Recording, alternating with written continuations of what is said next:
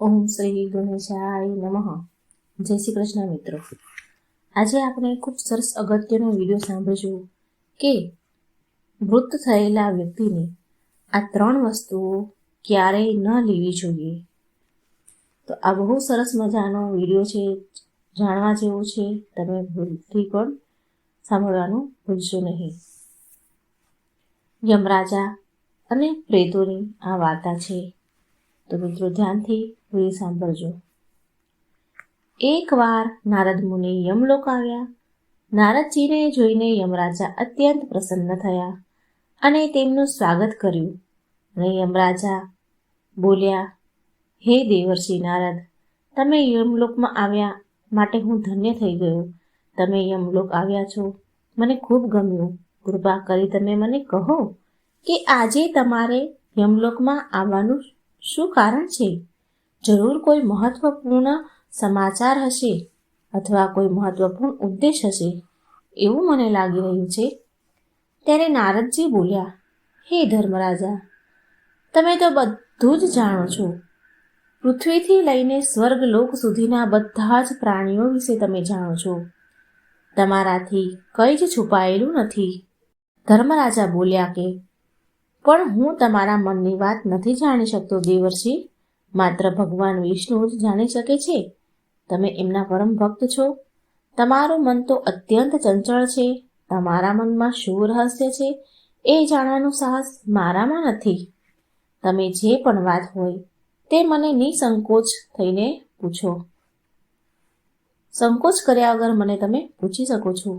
એટલે દેવર્ષિ નારદ બોલ્યા, હે ધર્મરાજા, હું કોઈ સમાચાર લઈને નથી આવ્યો, પણ મારા મનમાં કંઈક પ્રશ્નો છે જે હું તમને પૂછવા માટે આવ્યો છું. સમસ્ત માનવ જાતિના કલ્યાણના ઉદ્દેશથી હું તમારી પાસે આવ્યો છું. કૃપા કરી તમે મારી આ શંકાને દૂર કરો. ત્યારે યમરાજા બોલ્યા, હે દેવર્ષિ, તમારા મનમાં જે પણ પ્રશ્ન છે, જે દુવિધા છે, તે તમે મને જે પણ શંકા છે તે મને જરૂર પૂછી શકો છો. મારા સામર્થ્ય અનુસાર તમારા પ્રશ્નનો જવાબ આપવાનો હું પૂરેપૂરો પ્રયાસ કરીશ. ત્યારે દેવર્ષિ નારદ કહે છે કે હે ધર્મરાજા, મારો પ્રશ્ન બહુ જ સરળ છે અને તમે મૃત્યુના તો દેવતા છો, માટે આ પ્રશ્નનો ઉત્તર તમારા કરતા ભલો બીજું કોણ આપી શકે? હે ધર્મરાજા, મારો પ્રશ્ન છે કે જે પ્રાણીનું મૃત્યુ થાય છે અને એની સાથે કઈ વસ્તુઓ લઈને જાય છે, અને મૃત્યુ પછી તે વ્યક્તિની કઈ વસ્તુનો ઉપયોગ બીજા વ્યક્તિને એના પરિવારજનોને ન કરવો જોઈએ. એટલે યમરાજા બોલ્યા, હે દેવર્ષિ, તમે બહુ સરસ પ્રશ્ન પૂછ્યો છે. માનવ જાતિના કલ્યાણ માટે તમે જ પ્રશ્ન પૂછ્યા છે. એનો જવાબ હું તમને જરૂર કહીશ, પરંતુ આ પ્રશ્નના જવાબ જાણવા માટે તમને એક અત્યંત પવિત્ર કથા સંભળાવું છું. તે તમે ધ્યાનથી સાંભળજો, એટલે તમને તમારા બધા જ પ્રશ્નના જવાબ મળશે. તમે કથા ધ્યાનથી સાંભળજો. આ કથા જે પણ મનુષ્ય ધ્યાનથી સાંભળે છે તેના હું 32 અપરાધ ક્ષમા કરું છું. પછી નારદજી બોલ્યા, હે ધર્મરાજા, સારું, હું કથા પૂરા ધ્યાનથી સાંભળીશ. તમે મને એ પવિત્ર કથા સંભળાવો. પછી યમરાજાએ દેવર્ષિ નારદને એ મહાન કથાનું વર્ણન કરે છે કે એક સમયની વાત છે.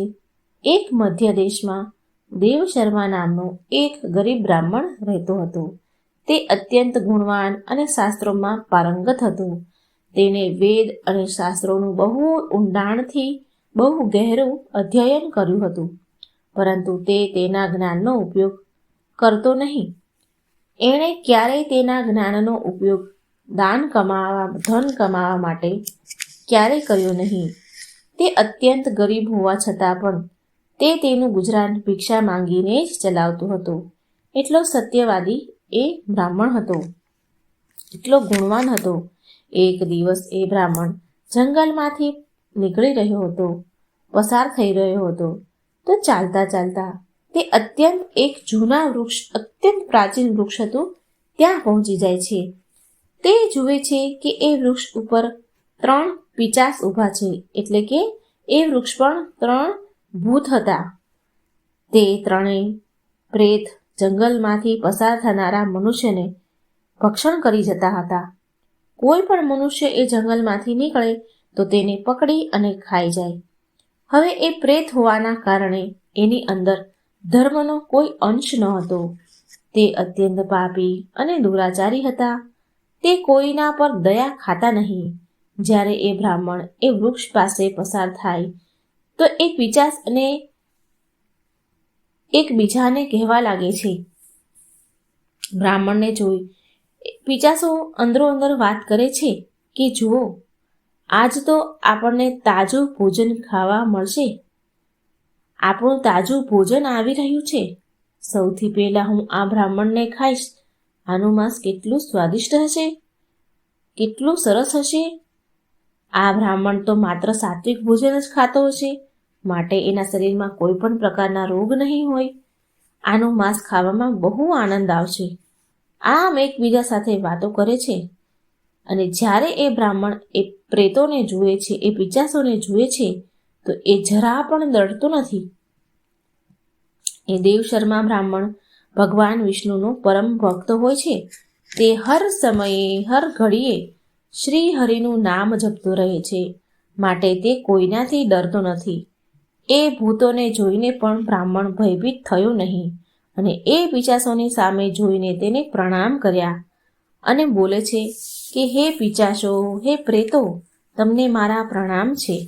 હવે બ્રાહ્મણનો આવો વ્યવહાર જોઈને પિશાચો હેરાન થઈ જાય છે અને એ બ્રાહ્મણને કહે છે કે હે મહાત્મા, તમે કોણ છો અને આ વનમાં એકલા કેમ ભટકી રહ્યા છો? અમને ભૂતોને જોઈને તમને શું ડર નથી લાગતો?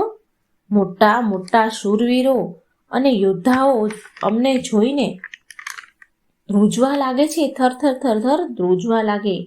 અમને જોઈને ડરીને ભાગવા લાગે છે. પણ તારા મનમાં તો કોઈ પણ પ્રકારનું ડર જ નથી. તને ડર નથી લાગતો? તમારા સાનિધ્યમાં આવીને અમારી ભૂખ પણ શાંત થઈ ગઈ છે. અમે તો તને ભોજન સમજીને ખુશ થઈ ગયા હતા અને તને ખાઈ જવાના હતા. આ સાંભળી બ્રાહ્મણ બોલ્યા, હે પિશાચો, હે પ્રેતો, મને તમારાથી જરા પણ ડર નથી લાગી રહ્યો, કેમ કે હું જાણું છું કે ભગવાન હંમેશા મારી સાથે છે અને એમની ઈચ્છા વિના તો ઝાડનું પાન પણ ન હલી શકે. જો મારા મૃત્યુ પિશાચ દ્વારા થવાનું છે તો મને સ્વીકાર છે. પ્રભુએ મારા ભાગ્યમાં જે લખ્યું હશે તે થશે. જો મને ખાવાથી તમારી તૃપ્તિ થાય છે તો હું આને મારું સૌભાગ્ય સમજીશ. આ સંસારના પ્રત્યેક પ્રાણીને સુખ પ્રદાન કરવું, તેમની તૃપ્તિ કરવી એ પ્રત્યેક મનુષ્યનું કર્તવ્ય છે. ભૂત પિશાચ પણ ઈશ્વરના દ્વારા જ બનાવેલા છે, માટે હું તમારી નિંદા ભલું કેવી રીતે કરી શકું? બ્રાહ્મણના આવા વચન સાંભળીને તે બધા જ પ્રેતો તો આશ્ચર્ય પામી ગયા અને એ બ્રાહ્મણને કહે છે કે હે બ્રાહ્મણ દેવતા, તમારા વચન અત્યંત સુંદર, મનને શાંત કરનારા છે, જેને સાંભળીને અમારી તૃપ્તિ થઈ ગઈ છે અને તમારું ભક્ષણ અમે હવે નહીં કરીએ. કૃપા કરી તમે મને કહો કે તમે કોણ છો અને કયા કારણથી તમે આ વનમાં ભટકી રહ્યા છો? એ બ્રાહ્મણ બોલ્યો. દેવશર્મા બ્રાહ્મણ કહે છે કે હે પ્રેતો, પિશાચો, મારું નામ દેવશર્મા છે અને તમારી ભક્તિ કરવા માટે આ વનમાં ઉચિત સ્થાન શોધી રહ્યો હતો હું. પણ તમને જોઈને લાગી રહ્યું છે કે તમે બહુ કષ્ટમાં, બહુ પીડામાં હોય એવું લાગે છે. મને કહો કે તમે કયા કારણથી તમારે પિશાચ થવું પડ્યું છે? જો હું તમારી કોઈ સહાયતા કરી શકું એમ હોય તો મને જરૂર કહો. હું મારા સામર્થ્ય અનુસાર જે પણ મારાથી બનશે, જે સેવા થશે, જે મદદ કરી શકીશ એ હું જરૂર કરીશ. બ્રાહ્મણની વાત સાંભળીને પિશાચ તો થોડીવાર સૂન મારી ગયા. એકદમ ચૂપ અને શાંત થઈ ગયા અને કહે છે, હે બ્રાહ્મણ દેવ, તમને વારંવાર પ્રણામ છે. અમે ત્રણેય પિશાચ અમારા પાપ કર્મના કારણે જ બન્યા છીએ. અમે અમારા પિતૃઓનું અપમાન કર્યું છે, માટે આ કારણથી અમને પિશાચ યોનિ મળી છે. ના જાણે અમને ક્યારે આ પિચાચ યોનિમાંથી છુટકારો મળશે. અને અમે મનુષ્ય બનીને બહુ જ પાપ કર્યા છે, અને પિચાચ બનીને તો અગણિત પાપ કર્યા છે. કેટલાય નિર્દોષ મનુષ્યોને, પ્રાણીઓને મારીને અમે ખાધા છે. અમને એવું લાગે છે કે અમને ક્યારેય પિચાચ યોનિમાંથી મુક્તિ નહીં મળે. પછી બ્રાહ્મણ બોલ્યા, હે પિચાચો, હું તમારી વ્યથાને સમજું છું, હું તમારું દુઃખ સમજું છું. કૃપા કરીને તમે મને કહો કે કેવી રીતે તમને હું મુક્તિ અપાવી શકું છું. હું મધ્ય દેશમાં રહેવાવાળો દેવશર્મા બ્રાહ્મણ છું. મેં અનેક તપ, વ્રત અને ઉપવાસ કર્યા છે. માટે જો તમારી મુક્તિ માટે કોઈ વ્રત ઉપવાસ હોય તો મને કહો, એ હું અવશ્ય કરીશ. બ્રાહ્મણની વાત સાંભળી એ પિચાચને સમજાઈ ગયું કે આ બ્રાહ્મણ તો એમના જ પુત્ર છે. એ પિચાચે બ્રાહ્મણના જ દાદા પરદાદા હતા. જે 3 પિચાચો હતા એ બ્રાહ્મણના જ દેવશર્માના જ દાદા પરદાદા હતા, જે પાપ કરવાના કારણે પિચાચ બનેલા છે. એ પિચાચ બોલ્યા કે હે વત્સ, અમે હંમેશા ગંદા મેલા વસ્ત્ર પહેરતા હતા, અને એવા મેલા કપડાં પહેરીને ભોજન, પૂજા, પાઠ વગેરે કાર્ય કરતા હતા, અને હંમેશા ખરાબ ભોજન કરતા હતા, જે ઉચિત ન હોય એવું ભોજન કરતા હતા. એ કારણે અમારી આ દુર્ગતિ થઈ છે. અને હંમેશા નિર્વસ્ત્ર થઈને સ્નાન કરતા હતા, જે કારણથી અમારા પિતરો અમારાથી નારાજ થઈ ગયા છે, અને ક્યારેય પિતરો માટે ભોજન નથી કરાવ્યું. આ કારણે અમને મૃત્યુ પછી પિચાચ યોનિનો જન્મ મળ્યો છે. પછી પિચાચો બોલ્યા, હે વત્સ, તું તો અમારો જ વંશજ છે. આ તો ઈશ્વરની જ કૃપા છે કે પ્રભુએ એમની કૃપાથી તને અમારી પાસે મોકલ્યો છે. હવે મને વિશ્વાસ થઈ ગયો છે કે તું અમને મુક્તિ જરૂર અપાવીશ. હે વત્સ, તું જા અને અમારી માટે કઈ મુક્તિના ઉપાય કર. દેવશર્મા તેના પૂર્વજોની આવી દશા જોઈને બહુ દુઃખી થયો. દેવશર્મા વિચારે છે કે પ્રત્યેક મનુષ્યને તેના પૂર્વજોને મુક્તિ અપાવવા માટે, નિવારણ કરવા માટે કઈ ઉપાય જરૂર કરવા જોઈએ. એ બ્રાહ્મણે પિચાચોને વચન આપ્યું અને કહે છે કે હે પિચાચો, હે પ્રેતો, તમારી મુક્તિ માટે હું જરૂર કંઈક ઉપાય કરીશ. પછી દેવશર્મા અગસ્ત્ય મુનિ પાસે આવ્યા અને એમના પિતૃઓની મુક્તિ માટે ઉપાય પૂછે છે. મુનિ અગસ્ત્યએ દેવશર્માના પિતૃઓને પિચાચ યોનિમાંથી મુક્ત અપાવવા માટે ઉપાય કીધા. શ્રાદ્ધ, દાન, ધર્મ, તર્પણ, પિંડદાન વગેરે ક્રિયાઓ વિશે જણાવ્યું. અને પછી એ દેવશર્મા પવિત્ર નદીના તટ પર જઈને તેના પિતૃઓની મુક્તિ માટે બધી જ ક્રિયાઓ કરે છે, જે ઋષિમુનિ અગસ્ત્યએ કહી હતી. દેવશર્મા પહેલા નદીના જળથી તર્પણ કરે છે, પછી નદીના તટ પર બેસીને પિંડદાન કરે છે. તેનાથી જે કંઈ પણ થઈ શક્યું એ દાન, ધર્મ, જે પુણ્યના કાર્ય કરે છે. આ પ્રકારથી એ બ્રાહ્મણ દ્વારા તર્પણ તથા દાન ધર્મ કરવાથી એ બધા જ પિચાચ મુક્તિ પામે છે, સ્વર્ગ તરફ જવા લાગે છે. પછી ધર્મરાજા દેવર્ષિને કહે છે કે હે દેવર્ષિ નારદ, માટે મનુષ્યએ ક્યારેય ગંદા મેલા વસ્ત્ર ન પહેરવા જોઈએ, ક્યારેય ઉચ્ચિષ્ટ ખરાબ ભોજન ન કરવું જોઈએ. કોઈનું હેઠું જમીન પર પડેલું, બીજાના દ્વારા ઓળંગાયેલું અથવા પિતૃઓને અર્પણ કર્યા વિનાનું ભોજન, એને ઉચ્ચિષ્ટ ભોજન કહેવાય છે. દેવર્ષિ, હવે હું તમને એ વસ્તુઓ વિશે કહું છું જે કોઈ પણ મનુષ્યને મૃત વ્યક્તિની ન પહેરવી જોઈએ. દેવર્ષિ, મનુષ્ય આ સંસારમાં જન્મ લઈને કેટલાક ભૌતિક સુખોમાં પડી જાય છે. મૃત્યુ પછી પણ એ વસ્તુ પરનો મોહ નથી છોડતા. જ્યાં સુધી મનુષ્ય સાંસારિક વસ્તુનો મોહ ત્યાગીને પૂર્ણરૂપથી ઈશ્વરને ન અપનાવી લે, ત્યાં સુધી તે અલગ અલગ યોનિમાં જન્મ લઈને પૃથ્વી પર ભટક્યા કરે છે. ક્યારેક તો આ ભૌતિક વસ્તુનો મોહ એટલો વધારે થઈ જાય છે, મનુષ્યને એટલો વધારે હોય છે કે મૃત્યુ બાદ પણ પૃથ્વીલોક પર જીવ એનો ભટક્યા કરે છે, ભ્રમણ કરે છે, એટલે કે તે પ્રેત યોનિ ધારણ કરે છે. જો કોઈ મનુષ્યની અકાળ મૃત્યુ થઈ જાય છે તો તે પણ પ્રેત યોનિમાં ચાલ્યો જાય છે અને તે પ્રેત બનીને તેના જ પરિવારના લોકોને દુઃખ દેવા લાગે છે. ઘણીવાર મનુષ્ય એના મૃત પરિજનની વસ્તુને તેની યાદમાં તેની પાસે રાખી લે છે કે પછી એ વસ્તુઓનો ઉપયોગ કરવા લાગે છે. પણ મનુષ્યને મરેલા વ્યક્તિની વસ્તુનો ઉપયોગ ક્યારેય ન કરવો જોઈએ, કારણ કે તે વ્યક્તિની વસ્તુ સાથે એ મૃત વ્યક્તિની ઉર્જા જોડાયેલી હોય છે. તે મૃત વ્યક્તિનો એ વસ્તુ પ્રત્યે મોહ અતિ વધારે હોય છે અને એ કારણથી મૃત્યુ પછી પણ તે વસ્તુ સાથે જોડાયેલ રહે અને જો કોઈ એની વસ્તુનો ઉપયોગ કરે તો તેને ઘણી મુશ્કેલીઓનો સામનો કરવો પડે છે. તે મૃત આત્મા તેને ઘણા પ્રકારની પીડા આપે છે. માટે કોઈ પણ વ્યક્તિને મૃત થયેલા વ્યક્તિ મરેલા વ્યક્તિની વસ્તુનો ઉપયોગ ક્યારેય ન કરવો જોઈએ. મનુષ્ય ઈચ્છતો હોય તો તે વસ્તુ સાચવીને ઘરમાં એની પાસે રાખી શકે છે અથવા નદીમાં પ્રવાહિત કરી શકે છે, પણ ભૂલથી પણ એ વસ્તુનો ઉપયોગ પહેરવું ન જોઈએ.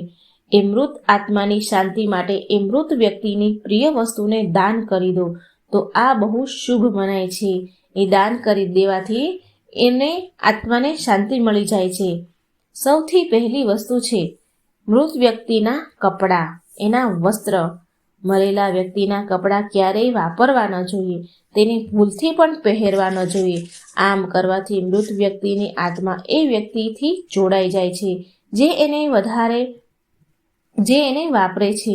મૃત વ્યક્તિની યાદો એ વ્યક્તિને આપવા માટે આવવા લાગે છે. એની યાદો બહુ હેરાન કરવા લાગે છે જે એ મૃત વ્યક્તિના કપડાં પહેરે છે, જેના કારણે વસ્તુ વાપરનાર વ્યક્તિ માનસિક અને શારીરિક રીતે નબળો થઈ જાય છે. એ વ્યક્તિએ મૃત વ્યક્તિની ઉર્જાનો એનો આભાસ થવા લાગે છે. માટે મૃત વ્યક્તિના કપડાં પહેરવા ન જોઈએ. હંમેશા તે કપડાને દાન કરવું જોઈએ જેનાથી એની આત્માને શાંતિ મળી જાય. હવે બીજી વસ્તુ છે મૃત વ્યક્તિના ઘરેણાં. મૃત વ્યક્તિના ઘરેણાં પણ કપડાની જેમ જ ઉર્જાનો સ્ત્રોત હોય છે. મરેલા વ્યક્તિને લગાવ કપડાં કરતાં પણ વધારે ઘરેણાં સાથે હોય છે, કેમ કે બધા જ વ્યક્તિ ઘરેણાં પોતાને સુંદર દેખાવા માટે પહેરતા હોય છે. પણ જ્યારે વ્યક્તિની મૃત્યુ થાય અને એ ઘરેણાં બીજા વ્યક્તિ પહેરે તો મૃત વ્યક્તિની આત્મા અસહજતા મહેસૂસ કરે છે અને એ એમના જ વ્યક્તિઓને, એમના જ પરિવારવાળાને હેરાન કરવા લાગે છે. આત્મા મોક્ષના રસ્તા પર જવાના બદલે તેના પરિવારજનોને હેરાન કરવા લાગે છે. માટે મૃત વ્યક્તિના ઘરેણાં ક્યારેય ન વાપરવા જોઈએ. મૃત વ્યક્તિના ગયા પછી ઘરેણાં આપીને બીજા લઈ લેવા જોઈએ. એને ઓગાળીને બીજું સોનું બનાવી લેવું જોઈએ અથવા તો એ મંદિરમાં દાન કરી દેવા જોઈએ. ત્રીજી વસ્તુ છે મૃત વ્યક્તિની માળા, જેનાથી એ મંત્રોના જાપ કરતા હોય. અને બીજું એના ગળાની જે માળા હોય, જે એ ગળાની માળા એના જીવનભરના પુણ્યોની પૂંજી હોય છે. એ જે કંઈ માળા ગળામાં પહેરતું હોય તો મૃત્યુ થયેલા વ્યક્તિના ગયા પછી તેની માળા ક્યારેય કોઈ વ્યક્તિને ન આપવી જોઈએ, કોઈને પહેરવી ન જોઈએ. એ માળાને પવિત્ર નદીના જળમાં પધરાવી દેવી જોઈએ. પવિત્ર નદી એના બધા જ પુણ્યનો વહાવીને સ્વર્ગમાં લઈ જાય છે. માળાઓ રુદ્રાક્ષની હોય, બીજી કોઈ હોય, એ ઘણી પ્રકારની માળાઓ વ્યક્તિ પહેરતી હોય છે. તો આવી માળાને નદીમાં પધરાવી દેવી જોઈએ. યમરાજા કહે છે કે હે દેવર્ષિ, મૃત્યુ પછી વ્યક્તિ તેની સાથે માત્ર તેના પાપ અને પુણ્ય જ લઈ જાય છે. બધી જ ભૌતિક વસ્તુને પૃથ્વી પર જ છોડીને જાય છે. માટે તેને ક્યારેય ભૌતિક વસ્તુ પર અતિ વધારે મોહ કોઈ વ્યક્તિએ ન રાખવો જોઈએ. આ પ્રકારે યમરાજાએ નારદજીને મૃત વ્યક્તિની વસ્તુના સંદર્ભમાં અત્યંત મહાન અને પવિત્ર કથા દેવશર્મા બ્રાહ્મણની સંભળાવી. તો મિત્રો, આ વાર્તા તમને કેવી લાગી કમેન્ટ બોક્સમાં જરૂર લખજો અને મારી ચેનલને લાઈક, સબસ્ક્રાઈબ અને શેર જરૂર કરજો. જય શ્રી કૃષ્ણ. રાધે રાધે. Thank you. ઓમ શ્રી ગણેશાય નમઃ. જય શ્રી કૃષ્ણ મિત્રો. આજે આપણે સાંભળીશું દ્રૌપદીની થાળી. આ ભગવાન શ્રી કૃષ્ણ અને પાંડવોની દુર્યોધનની આની કથા છે. નાનો એવો એ સમયનો પ્રસંગ છે. તો મિત્રો, ભગવાનની કથા વાર્તાઓ સાંભળવાથી આપણા પાપો બળીને નષ્ટ થાય છે, મન શુદ્ધ થાય છે, આત્મા શુદ્ધ થાય છે. તો મિત્રો, સાંભળજો પ્રેમથી અને બીજાને પણ સંભળાવજો. આજે પણ કોઈ પણ ગૃહિણી હશે, તેના ઘરમાં ભોજન સામગ્રી ઓછી હોવા છતાં, કમી હોવા છતાં પણ ઘરે આવેલા અતિથિ મહેમાનોનું પ્રસન્નતાપૂર્વક હસ્તે મોઢે સ્વાગત કરે છે. એ આપણી સંસ્કૃતિ વર્ષોથી ચાલી આવી છે. આપણી સંસ્કૃતિ ગૃહિણીઓ જાળવી રહી છે. એમની ઈચ્છા, તેની જે સગવડ હોય એ પ્રમાણે ભોજન કરાવીને અતિથિને તૃપ્ત કરે છે. તો એવું કહેવાય છે, તેની પાસે દ્રૌપદીની થાળી છે. આ તથ્યના પાછળ એક પ્રચલિત કથા છે. અને આ કથા અનુસાર જ્યારે પાંડવો વનવાસમાં હતા એ સમયની આ વાત છે. રાજા ધૃતરાષ્ટ્ર હસ્તિનાપુરમાં રાજ કરતા હતા. એટલે ધૃતરાષ્ટ્રના પુત્ર દુર્યોધનના હાથમાં રાજ્યનો કારોબાર હતો. તો એકવાર અચાનક દુર્વાસા ઋષિ મુનિ કૌરવોના દરબારમાં આવ્યા. એ દુર્વાસા મુનિની સાથે એના શિષ્યો પણ હતા. 101 શિષ્યો જેવા લગભગ હતા, ઋષિઓ શિષ્યો હતા. દુર્યોધનને તેમનો યથોચિત આદર સત્કાર કર્યો. તેમનું સ્નાન, સંધ્યા, ભોજન માટે અતિ ઉત્તમ સુવિધા ઉપલબ્ધ કરાવી. પણ એક દિવસ દુર્યોધન મામા શકુનીને કહે છે કે, મામાશ્રી, હું ઋષિ દુર્વાસાની સેવા કરતા કરતા હવે થાકી ગયો. મારાથી હવે વધારે સેવા નથી થતી. મામા શકુની બોલ્યા, દુર્યોધન, બસ એક વાર ઋષિ દુર્વાસા તારાથી પ્રસન્ન થઈ જાય તો તું તેની પાસેથી જે ઈચ્છીશ તે વરદાન માંગી શકીશ. અને જો આવું થયું ને તો પાંડવોનો સર્વનાશ તો નિશ્ચિત છે. એટલે દુર્યોધન કહે છે, મામાશ્રી, હું તમારા કહેવાનો અર્થ નથી સમજ્યો. તમે શું કહેવા માંગો છો? એટલે શકુની બોલ્યા, દુર્યોધન, જો ઋષિ દુર્વાસા તારી સેવાથી ખુશ થાય અને તને વરદાન માંગવાનું કહે તો મનગમતું ઈચ્છિત વરદાન તું માંગી શકીશ. એટલે ત્યારે તું પાંડવોના અહિતની વાત કહેજે અને એને એ પણ કહેજે કે તે તારા ભાઈઓ પાંડવો પાસે જઈને તેને પણ આશીર્વાદ પ્રદાન કરે. અને તું જોઈ શકે છે કે દુર્યોધન વનવાસમાં રહેનારા દરિદ્ર પાંડવો આટલા બધા ઋષિનું, શિષ્યોનું, એ લોકોનું ભોજન તથા આદર સત્કારની વ્યવસ્થા નહીં કરી શકે. અને ત્યારે પાંડવોને દુર્વાસા ઋષિના ક્રોધનો સામનો કરવો પડશે. અને દુર્વાસા ઋષિ તેમને શ્રાપ આપશે અને તેમનું ઘર ચૂર ચૂર થઈ જશે, બરબાદ થઈ જશે. તે પાંડવો ઋષિ દુર્વાસાના ક્રોધથી પાંડવો બચી નહીં શકે. એનું બધું જ, એની વિદ્યાઓ નષ્ટ થઈ જશે. અને સાથે સાથે તેમને એક જરૂરી વાત પણ કહેવાની છે કે તે પાંડવો અને દ્રૌપદીના ઘરે ભોજન કર્યા પછી તેના શિષ્ય મંડળીને પણ લઈને જાય. એટલે દુર્યોધન બોલ્યો, આવું કેવી રીતે શકુની મામા? એટલે શકુની બોલ્યો, ભાણિયા ભાઈ, દુર્યોધન એ એટલા માટે જ્યારે પાંડવો અહીંથી પરાજય થઈને ગયા, અભાવથી ગ્રસ્ત હતા અને પાંડવોના ઉદ્ધાર માટે પાંડવોના કુલ પુરોહિત થૌમ્ય ઋષિએ યુધિષ્ઠિરને સૂર્યની આરાધના કરવા માટે કહ્યું. અને ફળ સ્વરૂપ સૂર્યદેવે યુધિષ્ઠિરને એક એવું અક્ષય પાત્ર આપ્યું જેમાં ભોજન ત્યાં સુધી સમાપ્ત નહીં થાય જ્યાં સુધી દ્રૌપદી ભોજન ન કરી લે.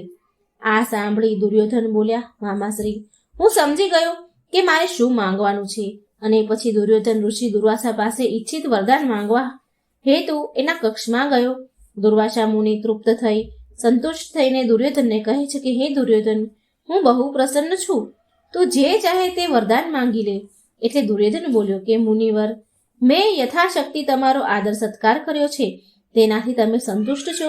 મારા માટે આ આનંદની વાત છે અને આનાથી મારું પુણ્ય પણ વધશે. આ વિશેષ પુણ્ય છે અને આવું જ પુણ્ય મારા ભાઈઓ પાંડવોને પણ મળે, આ મારી તીવ્ર ઈચ્છા છે. તમે હવે મારા વનમાં રહેનારા પાંડવોને ત્યાં આગમન કરો અને તમે તમારા શિષ્યો સહિત એક સમયના ભોજનનો લાભ પાંડવોની ત્યાં જઈને લો. મારી બસ આટલી જ ઈચ્છા પૂરી કરી દો. એટલે દુર્વાસા ઋષિ બોલ્યા, તથાસ્તુ, આવું જ થશે. અને દુર્યોધન આ વાતથી ખુશ થયા. બીજે દિવસે દુર્વાસા ઋષિ અને તેના શિષ્યો ગણો જ્યાં સુધીમાં પાંડવોની પૂર્ણ કુટિયામાં પહોંચ્યા ત્યાં સુધીમાં તો બપોરના ભોજનનો સમય નીકળી ગયો હતો. ત્યાં પહોંચતા જ ઋષિ દુર્વાસાએ પાંડવોને ભોજન માટે કહ્યું, જેના પર દ્રૌપદી તેમને કંઈ કહી ના શકી અને તે પૂરી રીતે ડરી ગઈ. તેમની પર્ણકુટિયામાં અનાજનો એક દાણો પણ ન હતો. દ્રૌપદી કહે કે ભગવાન સૂર્યનું અક્ષય પાત્ર તો મેં ઘસીને ધોઈ નાખ્યું છે. હવે પરિસ્થિતિમાં દુર્વાસા ઋષિની સાથે આવેલા શિષ્યોનું ભોજનની વ્યવસ્થા હું કેવી રીતે કરું? એટલે યુધિષ્ઠિર બોલ્યા કે દુર્વાસા ઋષિએ સ્વયં આપણે ત્યાં ભોજન કરવાની ઈચ્છા જતાવી છે. હવે દુર્વાસા ઋષિ સ્નાન કરીને થોડી જ વારમાં આવશે. તેના શિષ્યો સાથે અહીં આવતા જ હશે.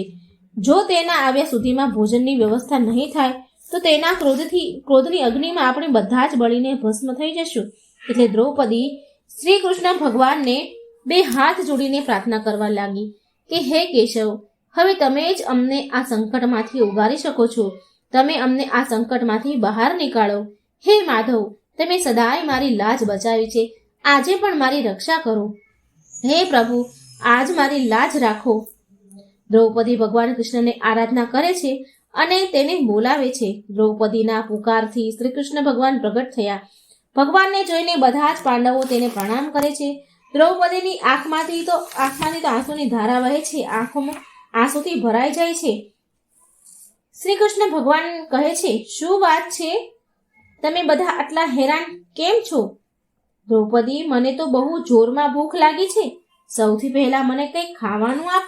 એટલે દ્રૌપદી બોલ્યા કે હે કૃષ્ણ, મારી દુવિધા જ એ છે કે ઋષિ દુર્વાસા તેના શિષ્યો સાથે અહીં જમવા આવવાના છે અને ઘરમાં ખાવાનું કંઈ પણ જ નથી. હું તમને શું જમાડું? માટે મેં તમને સૌથી પહેલા યાદ કર્યા છે. અમારી સહાય તો કરો મુરલીધર. એટલે શ્રી કૃષ્ણ ભગવાન બોલ્યા, કેમ દ્રૌપદી, તમારી પાસે તો સૂર્યનારાયણનું આપેલું અક્ષય પાત્ર તો છે. શું તું મને તે અક્ષય પાત્રમાંથી ભોજન નહીં ખવડાવી શકતી? એટલે દ્રૌપદી બોલ્યા કે હે કેશવ, આ જ તો દુવિધા છે કે હું એ અક્ષય પાત્રમાંથી ભોજન કરી ચૂકી છું, તો હવે તેમાંથી ભોજન પ્રાપ્ત નહીં થઈ શકે. એટલે શ્રી કૃષ્ણ બોલ્યા, દ્રૌપદી, તે અક્ષય પાત્ર મને આપો. મને તો જ સાચું લાગશે, હું તો જ સાચું માનીશ. એટલે દ્રૌપદી બોલ્યા કે સારું કેશવ, હું એ અક્ષય પાત્ર તમને આપું છું. એ અક્ષય પાત્રમાંથી ભોજન ન પ્રાપ્ત થયું તો તમારે દુર્વાસા ઋષિ અને તેના શિષ્યોના ભોજનની વ્યવસ્થા કરવી પડશે. દ્રૌપદી શ્રી કૃષ્ણ ભગવાનને આવું બોલે છે. દ્રૌપદી શ્રી કૃષ્ણ પાસે તે અક્ષય પાત્ર લઈને આવે અને તે અક્ષય પાત્રમાં એક ચોખાનો દાણો પડ્યો હતો અને તે ચોખાનો દાણો કૃષ્ણ ભગવાને ખાધો અને ત્યાં તો પરમેશ્વર અને પૂરી સૃષ્ટિની ભૂખ ચોખાના એક દાણાથી શાંત થઈ ગઈ. તે જ ક્ષણે સ્નાન કરવા ગયેલા દુર્વાસા ઋષિ અને શિષ્ય ગણોને પણ લાગ્યું કે જેમ તેનું પેટ ભરાઈ ગયું છે અને તે ઓડકાર ખાવા લાગ્યા. એટલે દુર્વાસા ઋષિએ પાંડવોની ત્યાં પાછો આવવાનો વિચાર ટાળી નાખ્યો અને આગળની યાત્રા કરવા નીકળી ગયા. માટે કહેવાય છે કે ઈશ્વર પર સાચી શ્રદ્ધા હોય તો અતિ આવશ્યક છે. સાચી શ્રદ્ધા રાખવી બહુ જરૂરી છે અને જો સાચા હૃદયથી ભગવાનને યાદ કરવામાં આવે તો તે આપણી સહાયતા માટે જરૂર આવે છે. અને આજે પણ ઘણા ઘરોમાં પ્રભુના નામનો એક કોળિયો રાખવાનો પ્રથા છે. ઈશ્વર ગ્રહણની થાળીને દ્રૌપદીની થાળીને જેમ હંમેશા અન્ન અને સુખ સમૃદ્ધિથી ભરેલું રાખે છે, જેનાથી કોઈ પણ અતિથિ ભૂખ્યો નથી જતો. તો મિત્રો, જો મારી વાર્તા સારી લાગે તો મારી ચેનલને લાઈક કરજો, શેર કરજો અને મારી ચેનલને સબસ્ક્રાઈબ જરૂર કરજો. જય શ્રી કૃષ્ણ. રાધે રાધે. Thank you.